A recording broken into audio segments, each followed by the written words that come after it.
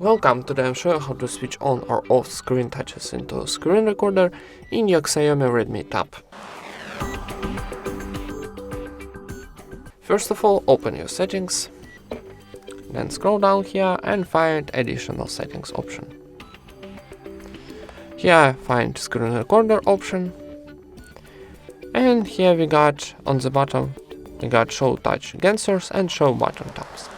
So if you activate this option, we can screen record our touch gestures, and if we activate this option button taps, we record audio button taps too. So I'm activate this two option, and this position of switchers it's activate, and this it's turn off this option.